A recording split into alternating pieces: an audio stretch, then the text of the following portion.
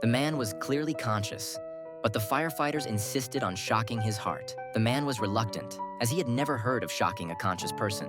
However, the firefighters explained that if they didn't act quickly, the man's extremely fast heartbeat could cause cardiac arrest at any moment. Left with no choice, the man had to let the firefighters do their thing.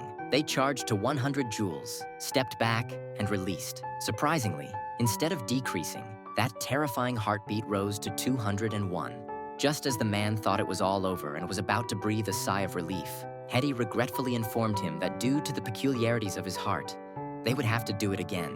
At this moment, the man was in such despair, the firefighters didn't give the man a chance to hesitate. With another shock, a million creatures flew through the man's mind. I can hold on, just get me to the hospital. At this point, a student who was watching from the sidelines stood up and said, "The coach already said it wasn't necessary. You're not saving him, you're killing him." The firefighters didn't explain. They just gestured for the boy to keep his distance. It wasn't that they didn't want to send him to the hospital. It was that in his current state, he simply wouldn't make it there. With another order and the sound of an alarm, the man's heartbeat stopped. The two firefighters instantly sprang into action, starting to resuscitate the man.